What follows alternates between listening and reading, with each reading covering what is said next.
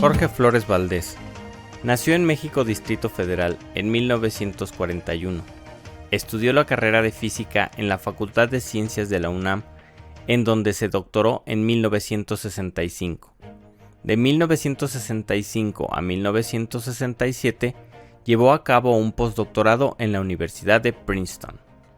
Se incorporó al instituto como investigador titular C de tiempo completo. En 1985 obtuvo el nombramiento de investigador nacional nivel 3 y en 1998 es distinguido como investigador emérito por la UNAM. Desde 2012 tiene el emeritazgo como investigador nacional. El Dr. Flores Valdés ha destacado por su labor docente como profesor invitado en la Universidad de París y ha recibido numerosos premios y distinciones nacionales e internacionales, entre los que destacan: Premio de Ciencias 1972 de la Academia de Investigación Científica, hoy Academia Mexicana de Ciencias; el Premio Universidad Nacional en Investigación en Ciencias Exactas en 1978; el Premio Kalinga para la popularización de la ciencia que otorga la UNESCO; la Medalla Marcos Moschinsky 2007 del Instituto de Física de la UNAM y el reconocimiento en 2014 por los 30 años de haber fundado el SNI. En 2014, la Universidad Autónoma de Nuevo León lo nombró doctor honoris causa. En 2015, la Universidad Veracruzana le otorgó la Medalla al Mérito Académico y la Sociedad Mexicana de Física el Premio al Desarrollo de la Física en México. De manera reciente, en 2018, recibió el doctorado honoris causa otorgado por la Universidad Autónoma del Estado de México, acreditándolo como miembro de honor de la Universidad Mexiquense, con la que tiene vínculos desde 1983. En 2017, la Muestra Nacional de Imágenes Científicas Múnich le rindió un homenaje y la International Union of Pure and Applied Physics le otorgó la medalla UPAP por contribuciones sobresalientes para el mejoramiento de la física en países en desarrollo. Ocupó el cargo de director del Instituto de Física de la UNAM durante el periodo 1974-1982 y fue subsecretario de Educación Superior e Investigación Científica de la SEP entre 1982 y 1985, periodo en el que impulsó la creación del Sistema Nacional de Investigadores, cuyo secretariado técnico dirigió. Posteriormente, en 1989 y hasta 1997, fungió como director del Centro Universitario de Comunicación de la Ciencia y dirigió el concepto, diseño, construcción y operación de Universum y del Museo de la Luz, Museos de Ciencias de la UNAM. En 1998 se desempeñó como coordinador del posgrado en Ciencias Físicas de la UNAM y fue director del Centro de Ciencias Físicas en el Campus Morelos de la UNAM, cuya conversión a Instituto de Ciencias Físicas impulsó. De 2010 a 2016 fue coordinador general del Consejo Consultivo de Ciencias de la Presidencia de la República. Además de presidir diversas agrupaciones de científicos, como la Sociedad Mexicana de Física, la Academia Mexicana de Ciencias, la Sociedad Mexicana para la Divulgación de la Ciencia y la Técnica y la Fundación Marcos Moschinsky, el Dr. Flores ha tenido una prolija producción científica. Ha publicado 196 artículos y 22 libros. En particular, sus trabajos sobre la física de las matrices estocásticas han sido importantes. Uno de ellos es uno de los más citados en física teórica del mundo.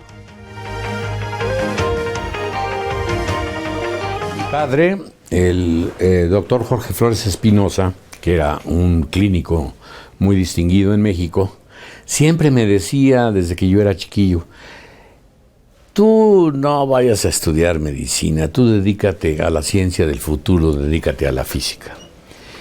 Y bueno, pues yo me lo creí. Cuando salíamos de la primaria, yo tenía 12 años en ese momento, los chicos del sexto año siempre eran entrevistados y decían lo que querían ser en el futuro, lo que querían ser en su vida, la profesión que les hubiera gustado seguir.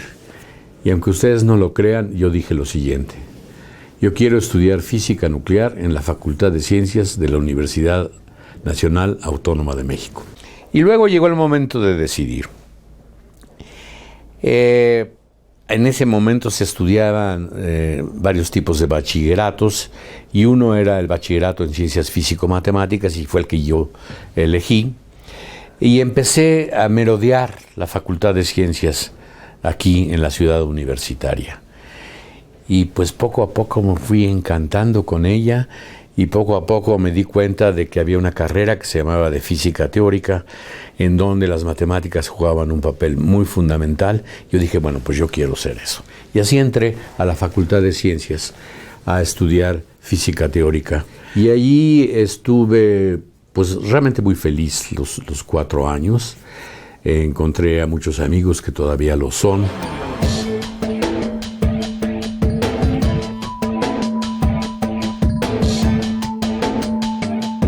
Es un gusto participar en este video, que es un pequeño homenaje a Jorge Flores por la distinción que le han dado. Y básicamente yo no soy físico, como mucha gente sabe, pero tuvimos una relación muy cercana desde que estudiamos juntos en la Facultad de Ciencias. Somos la misma generación. Y bueno, tenía una de nuestras compañeras de biología como novia, Jacqueline, una persona espléndida. Y después de acabar la carrera seguimos con mucha relación.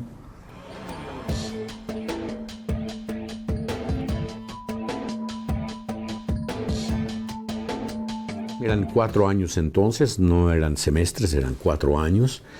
Y uno pues tenía que escoger un tema de tesis profesional. Y llegó diciembre ya del 1961, el último año de la carrera, y todavía no había encontrado ni definido mi tema de tesis. Pero en esas, uno de mis maestros nos dijo: es que Moschinsky anda buscando a dos ayudantes. Vayan Melo, que es Pierre Melo, era compañero mío, y usted a verlo. Y allá fuimos a ver al maestro Marcos Moschinsky. Él era el investigador más distinguido en física en México. Llegamos ahí en la piso 10 de la Torre de Ciencias. Pues los saludamos muertos de miedo, la verdad. Dijo: hermano, pasen. Y salimos de esa entrevista siendo contratados como investigadores auxiliares del Instituto de Física de la UNAM. Empezó una carrera fantástica, porque Pierre y yo trabajamos con Moschinsky, pero él nos dedicaba mucho tiempo y nos guiaba, y luego nos dio temas de tesis, una para Pierre, otra para mí, las hicimos juntos. Y pues una de esas es el primer trabajo de investigación que yo tengo. Fue publicada en una revista que se llama Nuclear Physics, y que era del primerísimo nivel en aquel momento. Y fue muy satisfactorio el poder publicar la tesis profesional como un artículo de investigación de primera línea, el cual tuvo muchas referencias y el cual tuvo muchas repercusiones. Continuamos trabajando los dos, Melo y yo, con Marcos Moschinsky hasta obtener el doctorado, lo cual obtuve en 1965. Marcos nos consiguió, tanto a Pierre como a mí, una estancia postdoctoral en Princeton. Ahora, Princeton es un pueblito chiquito que está en el estado de Nueva Jersey, no muy lejos de Nueva York, pero es uno de los 10 principales centros de física del mundo. Y en particular en ese momento, en la física nuclear teórica, que era lo que nosotros hacíamos, pues era el principal punto, era el número 1. Entonces allá fuimos como investigadores asociados. Te decían, por ejemplo, que si uno en la universidad se sentaba en un pasillo del Departamento de Física de la Universidad de Princeton y se quedaba ahí 1 o 2 horas, por ahí pasaba enfrente de él un premio Nobel en física. Bueno, estuvimos ahí 2 años, me refiero, siempre estuvimos en plural porque la carrera de Pierre Melo y la mía fueron siempre paralelas, y regresamos a México al Instituto de Física. El Instituto de Física nos había mantenido la plaza, nos había dado licencia sin goce de sueldo, y pues en el momento del regreso se nos presenta la disyuntiva. ¿Qué hacemos? ¿Le regresamos con Moschinsky y le decimos, maestro, aquí estamos? ¿O bien tratamos de ser independientes y desarrollar nuestras propias ideas? Y afortunadamente tomamos esta segunda opción, porque fue la que nos hizo realmente crecer. Decidimos trabajar juntos. Yo en algún momento fui a una escuela de investigación en Trieste, en el Centro Internacional de Física Teórica, y ahí conocí a un profesor de la Universidad de París, el cual, después de que regresé a México, en Trieste estuve 3 meses, regresé a México, él me invitó, él era profesor de la Universidad de París, me invitó a estar 1 año en Orsay, en la Universidad de París, cerca de la gran capital francesa. Allí encontré a un físico catalán, que luego se volvió muy famoso, Oriol Bohigas, es su nombre, ya murió desgraciadamente, e hicimos un trabajo que a la postre resultó muy, muy importante. Era una modificación de cómo entender las propiedades estadísticas de sistemas muy chiquititos. Y eso tuvo una repercusión muy, muy grande. Cuando regresé a México, junto con Brody, con Melo, Tomás Brody fue un gran investigador aquí en el Instituto de Física, que también desgraciadamente ya murió. Nos dedicamos durante muchos años a escribir un artículo sobre estas propiedades estadísticas de los núcleos. Y déjenme decirles, para terminar, un dato. Este es el artículo hecho en México que tiene más citas en la literatura internacional en cualquier rama de la ciencia.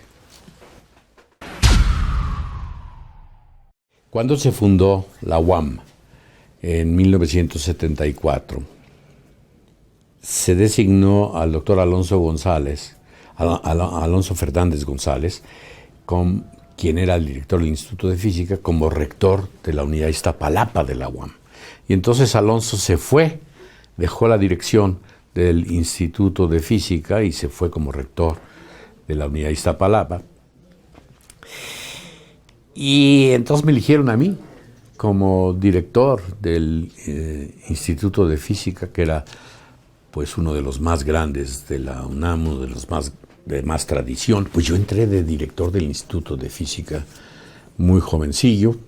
Me tocaron varias cosas interesantes. Una fue, por ejemplo, el cambio a las nuevas instalaciones en la Ciudad de la Investigación, en Ciudad Universitaria, que impulsó el doctor Guillermo Soberón. Y la otra, que fue todavía más importante, fue realmente internacionalizar al Instituto de Física, porque hasta ese momento las relaciones internacionales casi se concentraban en Marcos Moschinsky. Una de las cosas que yo tenía claro era que la física es internacional, que la física no tiene fronteras, y que entonces había que realmente poner al instituto nuestro en el plano internacional. Y lo logramos. Y hubo un momento que recibimos 60 o más investigadores del extranjero, muchos de ellos premios Nobel y gente muy, muy distinguida. La otra cosa fue realmente definir que no se podía contratar a nadie en este instituto como investigador si no tuviera el doctorado. Y eso fue un cambio radical en México.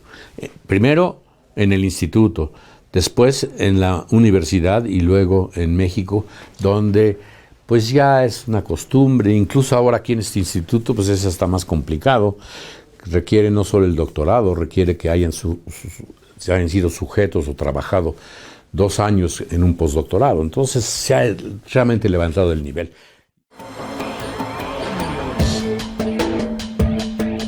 Y recibí una llamada, y la llamada era de don Jesús Reyes Heroles, quien a la sazón era secretario de Educación Pública.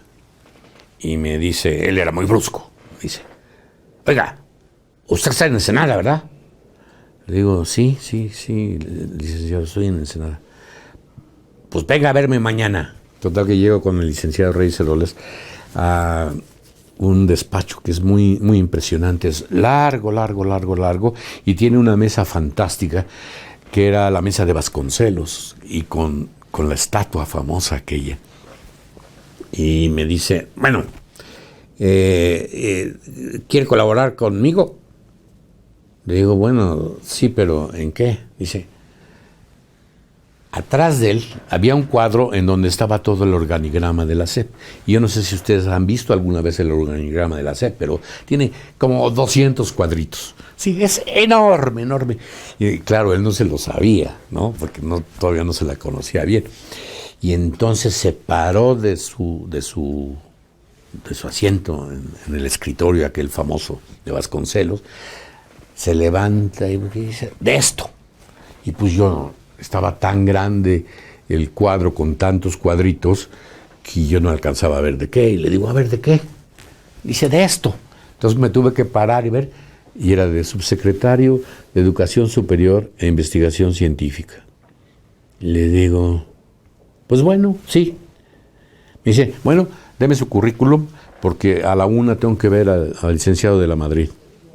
Digo, no, pues yo no traje mi currículum. ¿Cómo que no lo trajo? No, pues usted no me dijo que lo trajera, pues yo no lo traje, yo no sabía que venía. Aproveché para hablar con mi mujer y decirle, pues fíjate que me ofreció ser subsecretario y le dije que sí. ¡Idiota!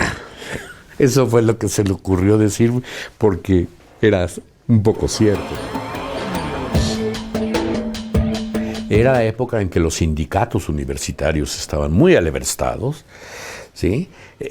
Había que tratar con los rectores, a los cuales les habían o les mandaban recortar los presupuestos.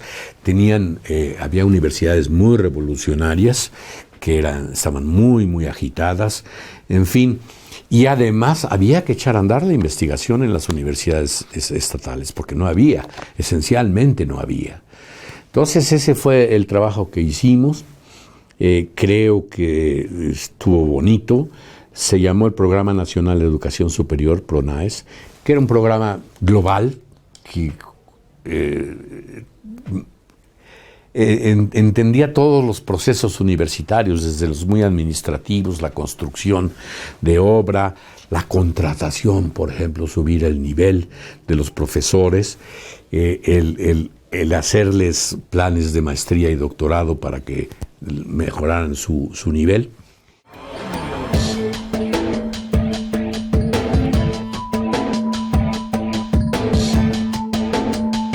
Y en realidad, cuando más contacto tuvimos en esto fue cuando él estaba como subsecretario de Educación Superior e Investigación, la SEP. Y yo estaba en la vicepresidencia de la Academia de Ciencias, y él tenía, antes de que lo nombraran subsecretario, un proyecto muy lindo de difusión de la ciencia. Yo estaba haciendo mucho de esto, lo conocía porque yo había hecho muchas cosas similares con la Sociedad Botánica de México, había sido presidente de la sociedad en la Casa del Lago, de la UNAM, para el público cautivo que iba los domingos a Chapultepec, y siempre se llenaba de gente, era realmente fantástico. Entonces, un poco comentando esto, se pensó en hacer una serie similar de conferencias sobre ciencia más amplia, no nada más botánica. Y él empezó a echar a andar la idea. Yo le dije, bueno, todo lo que yo pueda ayudar, lo haré con todo gusto. Y justo cuando íbamos a empezar, lo nombran subsecretario. Y yo pensé para mis adentros, ups, a lo mejor Jorge ya no va a seguir en esto, porque pues, con el trabajo adicional será difícil. Pero no. alguien diría sorprendentemente, pero para mí no, porque él realmente tomaba estas cosas muy en serio. Desde la primera ocasión estuvo ahí, me dio mucho gusto ver que sí iba a continuar.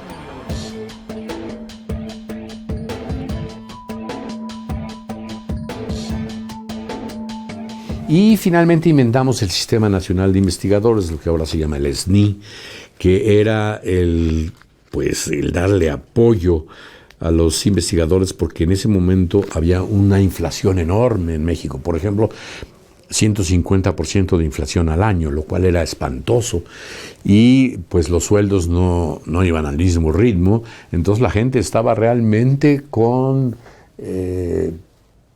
problemas económicos para sobrevivir, no para poder comprar un coche. Entonces por eso inventamos el SNI, y con eso salvamos a la ciencia mexicana de que se fueran todos, porque ya no podían, tenían que irse al comercio o a buscar otras actividades, porque la universidad y los centros de investigación pues no le pagaban lo suficiente, le pagaban algo que prácticamente desaparecía con la inflación.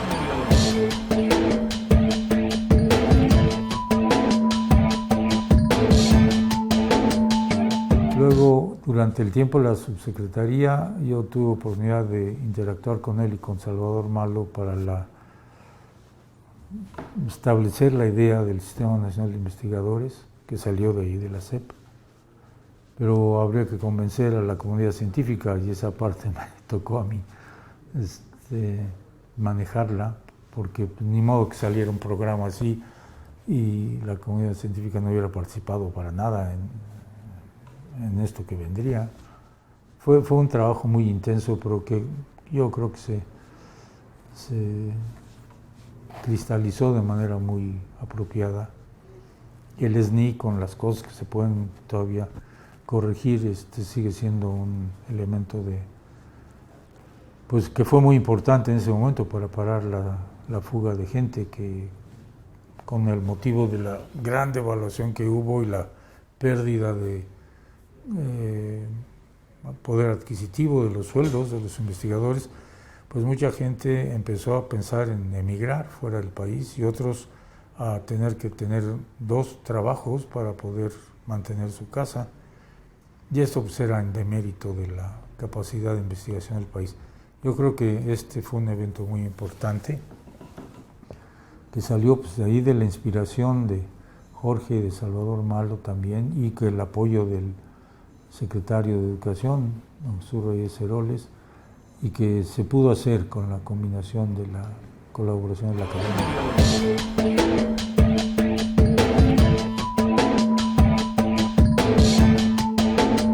El SNI fue una obra, creo que muy importante, todavía está.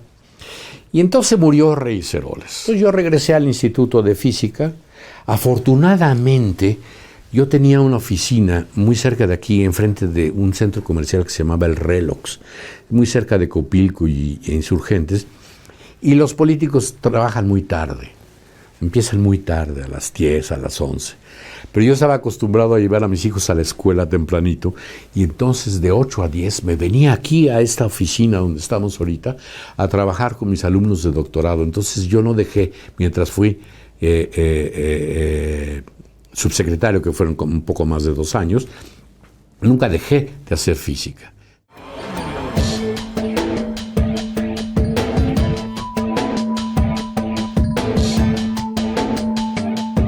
Que lo conocí siendo yo estudiante de maestría. Él me dio la clase de mecánica clásica, una clase muy bonita, muy dinámica, como él acostumbra a hacer todas sus actividades. Desde el principio me impresionó su inteligencia. Y bueno, fuera de las clases, en realidad empecé a percibir una serie de cosas que me serían como un modelo a seguir a lo largo de toda mi carrera. Me impresionó su impulso para hacer las cosas. Yo me atrevería a decir una palabra que es algo así como una locomotora.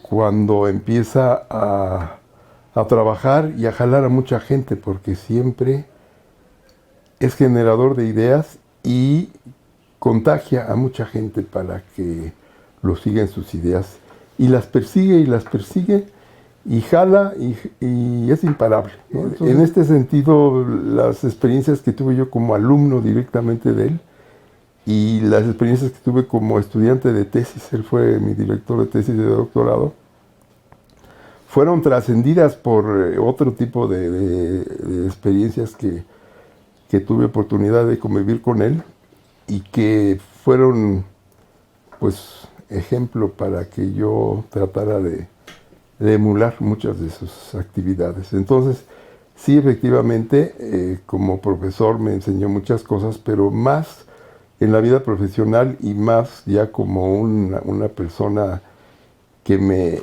incorporó dentro de su círculo de amigos y de su grupo de investigación.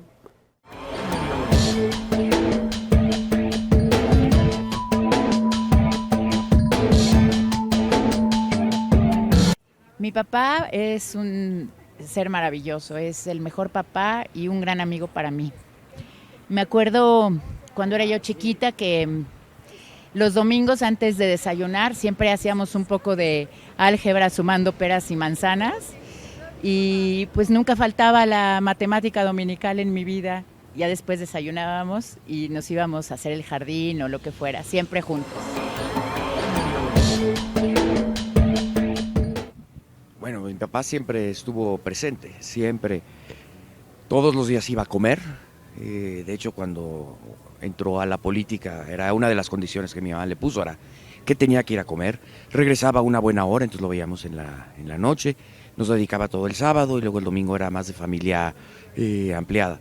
Entonces, pues, ¿qué puedo decir? Que no era un papá ni distraído, ni ausente, ni no presente, siempre estuvo ahí con nosotros.